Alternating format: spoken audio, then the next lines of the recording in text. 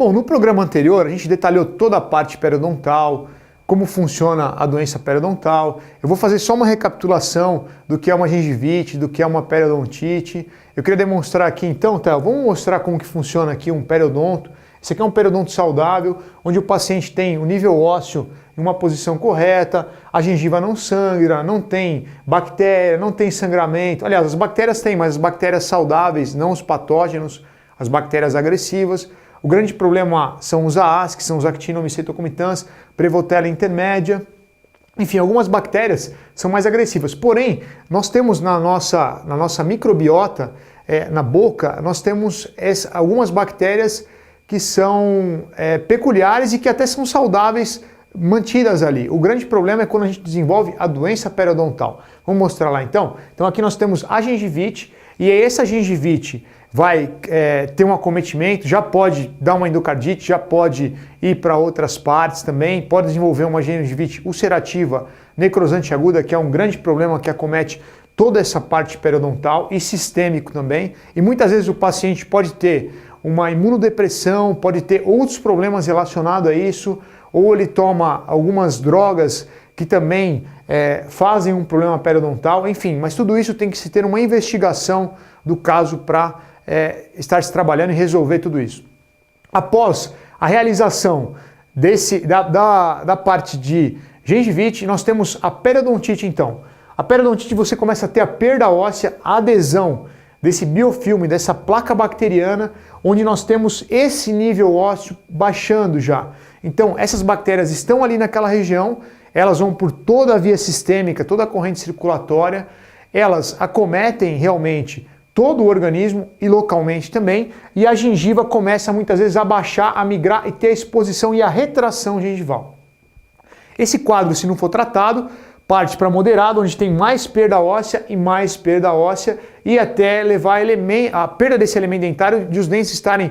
semana mesmo, tem um paciente na clínica, nós vamos avaliar ele inclusive amanhã, que já está com esse quadro. Então nem para moldar não dá para aquela massinha de moldagem, porque se moldar sai o dente e esse paciente então já vai diretamente para implante, enfim, as reconstruções, aquelas coisas todas.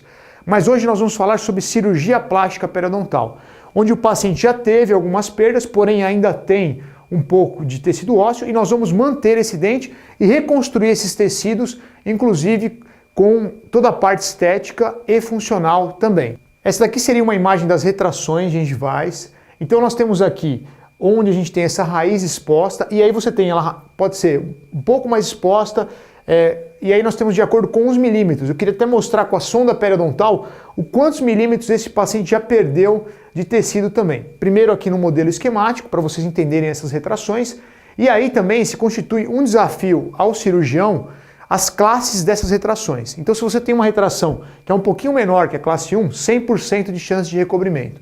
Se ela tem uma classe 2, que já está um pouquinho mais agressiva, um pouquinho mais de retração, nós temos aí uma chance de recobrimento de praticamente aí 70%. E classe 3 e classe 4, aquelas retrações muito grandes, nós temos aí uma chance de recobrimento, nós não temos como ter, o prognóstico ele é um prognóstico indeterminado. Então nós vamos realizar a cirurgia nas melhores mãos e ver o resultado que vai acontecer. Então é possível, inclusive, reconstruir esses tecidos com tecidos do próprio paciente, nesses casos aqui.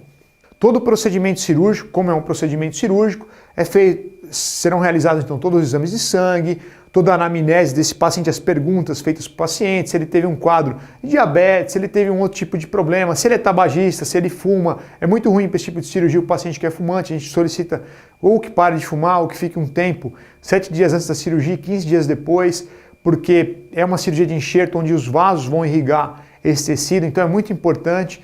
Então é feito todas essas perguntas para o paciente, o exame clínico ele é super bem examinado e a gente faz também os exames de sangue e os exames também tomográficos, os exames de imagem para ver, quantificar o quanto realmente tem de perda óssea e aí sim a gente parte para o procedimento cirúrgico. O paciente é medicado antes, são tomados todos esses cuidados.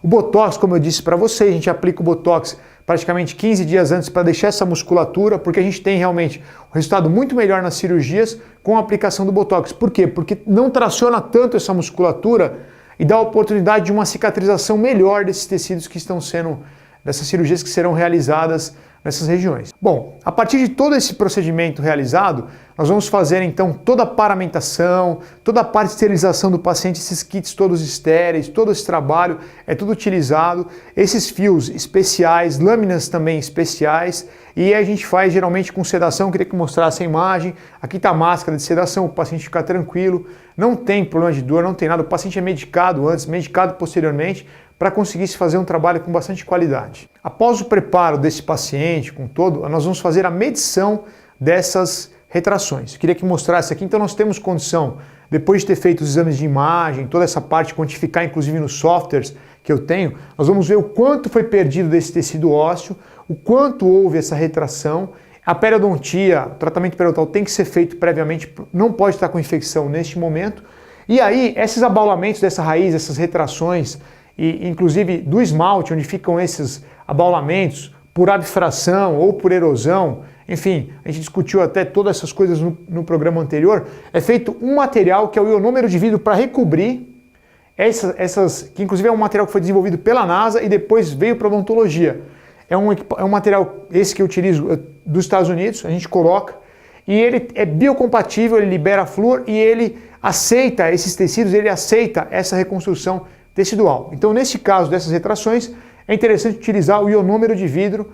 Então, a gente faz primeiro esse acabamento todo na raiz, para que a gente possa fazer o trabalho e ter sucesso. Vamos lá, eu queria mostrar um pouquinho mais para vocês, então, todas essas retrações. Vocês veem que já tem uma perda óssea evidente, uma perda óssea grande.